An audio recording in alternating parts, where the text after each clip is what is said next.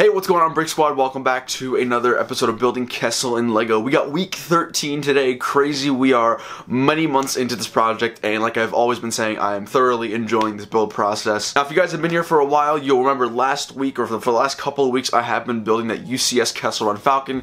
That is not going to be the topic of today's video. I actually have the Kessel Run Falcon behind you off camera. It's not done, and if I'm being completely honest, the Falcon has actually been a really big stressor.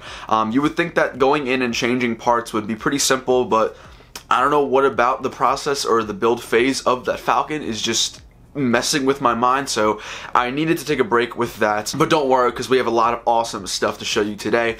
But in terms of the Falcon, I have no idea when I'm going to go back into that project or that sub-project of Kessel. Like I said, it's just been crazy. I don't know what's so difficult about it. I think I'm stressing over the cockpit, because I don't know what I'm doing for the cockpit. I hate the way the old UCS Falcon did the cockpit. I might just spray paint the bottom part. I have no idea. It's just, like I said, it's just been like a minor headache in my head for the past couple of weeks. So I'm kind of taking a step back. I'm waiting for my mind to clear up without that stuff so I can continue on with the process. I'll also be getting in the light up kit for the Falcon very soon, so maybe I could just have the Falcon come back for one more segment towards the end, maybe even the week before the finale, just to give you guys a quick overhead view of what the Falcon looks like in its entirety. But for the next couple of weeks, we are going to take a break from the Falcon, and we're going to be continuing working on the landscape. First off, before we get any further, guys, make sure you go ahead and smash that like button down below, and if you're brand new to the channel, make sure you go ahead and click that subscribe button and click the bell icon next to it. I want to thank you guys really quickly for all your amazing support that we've gotten in the past couple of videos. I'm starting to really see an increase in my average views per video, so that's always really awesome for me as a creator. So again, thank you guys. But today's video is going to be talking about two things primarily. Number one, as you guys can see behind me, we've got a considerable amount of rock work done. I will explain more of that once we get into the segment. And number two, guys, I spent a considerable amount of time lighting up the caves, and you guys are gonna freaking love it. I think it's so dope, and as you guys know, Brick Stuff, the company, the light up company, has sponsored this build. So if you guys want to go ahead and use the coupon code TheBrickWiz10 on Brick Stuff to get 10% off your order, definitely go ahead and do that. Show Rob some support. He's a super awesome, super nice guy, and I think you all are gonna absolutely love what I've done with his lights in that cave. So that's coming up on this week's segment. Sidebar number two, guys, as you all know, Beyond the Brick, the legendary Beyond the Brick channel, did drop their merch a couple of weeks ago, and your boy obviously loves what they're doing. I think what they do for our community, showing off creations at conventions that not everyone can go to, is super dope. So I do want to support them whenever you guys can, and obviously they have also helped me as a channel. My crate interview has over 384,000 views, which is absolutely incredible. Josh, John, thank you guys so much. And like I said, if you guys want to go ahead and get yourself some merch, it's super hot. I'm not gonna lie. This one says "Bricks are my sport," which is pretty dope. The back is blank, but this is all you need. It is a zippy, and you can like be like a Sith Lord or something, you know, like I need like a lightsaber. I'll use my tripod as a lightsaber, so you can be like. So anyways, guys, definitely go ahead and support your Beyond the Brick boys. Getting back into this week's segment, like I said before, we got the rock work and cave work to go into, especially with the light up stuff. So without any delay, let's go ahead and jump on into today's segment. Alright guys, so first thing you'll notice is that we do not have the entirety of the mock set up. That is because we are primarily going to be focusing on this little shot right here, everything that you guys can see in the frame, including the mountains. Now, like I said before, in the intro of this segment, we do have the Falcon right here. It is under a whole bunch of bags to prevent dust, and like I said, we're going to be taking a break from that. But we got some really exciting stuff to show you this week, so let's go ahead and jump on into those two things that I mentioned in the intro. First things first, guys, you should all really recognize the increased rock work that we have gotten done for this week's segment. Definitely in comparison to the last videos that even showcased the mountains. Basically, if you guys will remember, I believe the rock work from here cut off like here, and then it kind of went like here up to here, and then this kind of whole section right here was not even there. So I spent a lot of time this week, any time that I kind of had free, working on the rock work, and I'm really loving the way that I've done those individualized areas of different colors. I really like this pattern instead of mixing them all up randomly. I'm a huge fan of having them kind of separated, and I think that looks really cool. So let me know if you guys prefer this method, where you guys can clearly see the different areas of dark gray, dark tan, and regular tan, or would you rather have it mixed? I think it looks better when it's really separated like this, so that's always a plus. Also, I think we finally have a set height for the rest of the mountains, and this is actually because I'm kind of running low on parts, believe it or not. And like I said, we do have one more base plate to do, so it's going to be 4 base plates total in length for these mountains. So I think this is a good height. I believe this is definitely a reasonable height. Like I said, I'm probably going to be plating off the top and adding some sort of spotlight system to be shining down on the Falcon or just in the general area below the cliffs. But this is a pretty good height, I think. I'll actually get a minifigure for you guys to give you a little bit of a comparison. So we have the ground level here, and there is the actual mountain. So I think it looks fine. I think this is definitely a nice, even considerable height. Like I said, I don't want to go too overboard with the mountains, because if I could save money by not having to buy more slopes for the mountain, if at all possible, that's definitely going to be the move. So I think as of now, that little top left corner, this is going to be the height that we're actually going to be sticking with for the mountain, so you guys can see and kind of depict that kind of going across right there and cutting down as well. So I think that's a pretty awesome height, definitely for the scale of the Falcon. We're not going to be having it go like 3 million bricks high like Crate was, or at least that I thought Crate was, because it's just not going to be physically possible with 4 full gray base plates of mountains. So definitely let me guys know what you're all thinking of the mountains down below in the comments. Now with that being said, let's go ahead and turn this whole thing around and show you guys the back and the interior of the caves. Alright, so this is where the fun begins. Now try to ignore the rainbow colors of the interior of the mountain. Obviously that'll all be covered up in one way or another. But let's get on into the mountains and what we've kind of worked on in the inside of the mountains. Now you guys can see we do finally have the Kessel Workers, which is always awesome. I wanted to give a huge thank you to Rich Boy Jalen. He actually was able to pick up a few of these guys and was able to get them to me for a really awesome price. So right here, this is probably going to be the length of that main tunnel that I was talking about. Now we are going to have a divide right here, but in the end corner, remember there's going to be one more base plate over here. We're going to have that little corner wrap where it's going to be the walkway going like here, and then around the corner of the base plate and going that way. So that's going to be that. However, for this little kind of main area, or I think I said main trench before actually, I do mean main cave section, I think this is going to be a really good height. Now, obviously we did not just place minifigures and call this a segment. What you guys can see is we have these little areas of these 1x1 trans clear orange-ish areas and like lampposts, and you guys can see we have 1, 2, 3, 4, and then 5, 6. So obviously these guys do light up, and if I could actually do that right now, I will show you. So I do have the battery compartment back here attached to a I'm not a technical person, so I have no idea what to call this stuff. But basically, I hook this thingy up to this thingy, and this thingy to this thingy, and then these thingies go into these thingies, and then I want to click this button here, it goes like that. And now I'll try to put a picture up on your screen right now of what these lamps actually look like in the movie. And they actually do flicker like this, which is awesome. So I do know, however, what causes the flickering is going to be this guy right here. Now, if you can actually see the wheel right here, you can turn it, and it'll go really fast or really slow.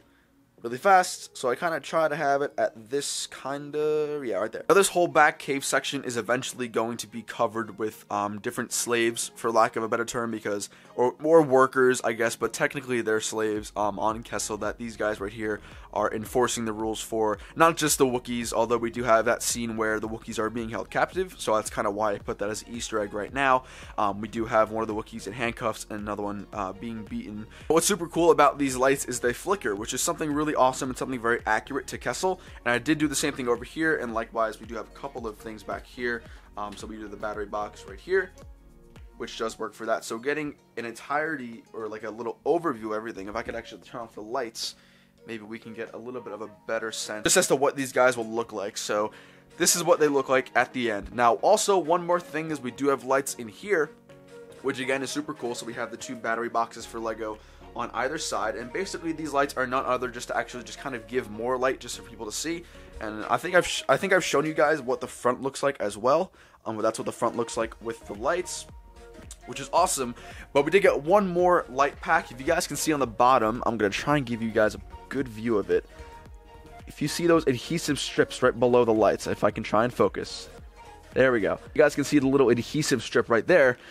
And I have one more battery box, and that makes that, which is super awesome. So in its entirety, this is what the back section, just this section, is going to look like when it's done. Like I've said, I'm really trying to add a lot of lights, or as many lights as I possibly can, for the light up portion of Chicago and Virginia. So that being said, we have a awesome amount of lights, and you guys can see that actually, that light right there, it does strobe like the other ones do as well. This is coming together super awesome, and I apologize for the lack of lights. Actually, I'll go ahead and turn on my lights again. But this is coming out really dope. I don't have too much experience with lights in general, but I do think that what we have right now is definitely working out really well. And like I've said, I'm super happy with how these lights came out. I'm really happy with how these lights came out right here, because those are super accurate to the movie.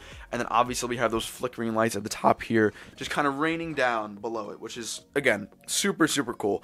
So believe it or not, I spent a considerable amount of time playing around with these lights. But there is a way that I've actually like linked all the lights through the wall and all that kind of stuff, so I can make it look like there's no, there's no wires, because you don't want to see wires, and you guys can see through these lamps there are no visible wires. It's definitely something that I wanted to include, because obviously I do not want to have random wires around in the mock. So basically it's really simple. All you have to do is grab these. I think I have them in my storage area because I'm a Lego adult now and I have a little bit of a sorting system. So right here we do have these 1x1, 1x2 bricks, either with holes or with the pinhole.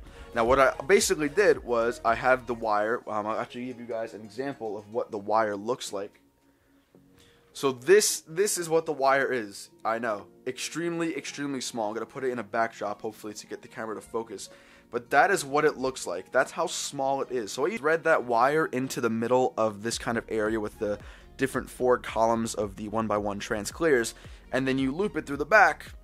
If I take this out, you guys can see the wire and how I've wired that. So basically I just stick that wire into the base of this whole entire little lamp here. I loop it through the 1x2 with the holes, and then I kind of just connect it like that. So then there are no wires showing, and the same is consistent for each and every single one. We have a very similar pattern right here, as you guys can see right there. And you can see those wires as they come behind here. This is actually where all the circuit boards and all that kind of stuff in the battery box are. Like I said, I'm not a very technical person, but I have every wire looped through here. You guys can see the wires go through the wall, but then you don't see it on the lamp. And that was something that I really wanted to make sure that I got done right, because if you see wires on the mock, it just kind of looks very unprofessional and not like you spent a lot of time on it. So I'm very happy with that.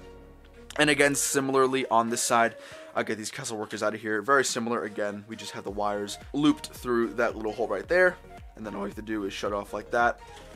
Put some figures in front of it, and then it looks awesome. So I am super happy with this entire cave section, guys. I'm very stoked. This is, again, like I've said, the first time that I've played around with any sort of lighting system, so very happy with how it's been coming out. And like I said, this is only one aspect of the caves. I do plan, above this, I do plan on making the control center.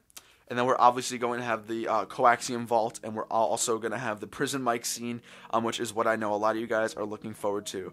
But as a little bit of a trial run for a first draft of what the lights in the caves will look like, I think we got a lot done this week. So down below, guys, let me know in the comments what you're all thinking of these lights, and definitely smash that like button if you're all down for this. I'm super happy with this. I'm really loving this project so far. I think that's kind of all we got for today, guys. So let's go ahead and jump to the outro of today's video. Alright guys, so that is going to wrap up building Kessel in LEGO week number 13. I hope you guys all enjoyed. Down below in the comments, guys, let me know what you're thinking of the light up caves or the lit caves. I think it's super awesome. I really do hope that you guys like it. I spent a lot of time kind of fiddling around with the lights, as I'm sure I said previously in this segment, but I think it came out really nice. And obviously, guys, if you liked today's segment, definitely go ahead and smash that like button down below. It helps me out a lot. As a quick brief overview of the weeks to come, we do have the Kessel Falcon kit coming again, like I said before in the intro to today's segment. However, I think we're going to leave the Falcon for a couple of weeks later, just because I want to get more stuff done with the terrain, so I can kind of bang that out as fast as possible, and then we can have the Falcon and the minifigures and all the other little minor details. Now, minor details, not that the Falcon is a minor detail by any means, but we'll have that kind of come in the later half of the build process, and we can just kind of bang out a lot of progress in terms of the terrain. I also do want to let you guys know that the coming week or two is going to be super busy for me. Not only is it Christmas time, so retail and Christmas time, you know how busy that can get, and also finals in school. I do have about 2-3 weeks left of school, so much like my midterms when I had to miss a couple of weeks of Kessel, I might have to do that again. It's not confirmed. I think I might be able to manage it a little bit differently now that I know how my professors do their exams. I can manage my time better, but I hope we'll be okay. Hopefully I won't have to miss a segment, but if I do, guys, I'll let you know in the community posts. And also, guys, as a last thank you, we hit 4,000 subscribers the other night, and that's awesome. I wanted to hit 4,000 by the end of the year, and literally before even even the last month of the year we hit that goal. So I do want to thank you guys seriously so much. And as a little hint as to what's coming, I'm going to be making a 2018 year in review video. It's going to be super professional. It's going to have B-roll, voiceovers. You guys are going to be seriously stunned by what I'm going to make, and it's definitely going to one up any other video that I've had on my channel. So that's going to be coming hopefully probably either New Year's Eve or New Year's Day as a little previous year in review. And also, if you didn't know, I am a part of Empire Log, and we are going to be starting our brand new collaboration, Secret Missions of the Empire, following insane, awesome, fun stories of Death Troopers just absolutely kicking ass in different mocks. It's going to be 12 builders in general. And as of the posting of this video, guys, part number 1 is out by Zavaguba, an incredibly talented builder. Go check out the Empire Log Instagram. I'll leave a link down below in the description. Definitely enjoy the rest of your weekend, and if any of you are actually working on projects, let me know down below. I'm always interested in looking for new mock projects to follow, so shoot me a DM on Instagram or an email or a comment down below. Let me know what you guys are working on too, because I've always loved seeing other people work on some mocks. But that's gonna wrap it up. Hope you all enjoyed, and I'll see you later. Peace.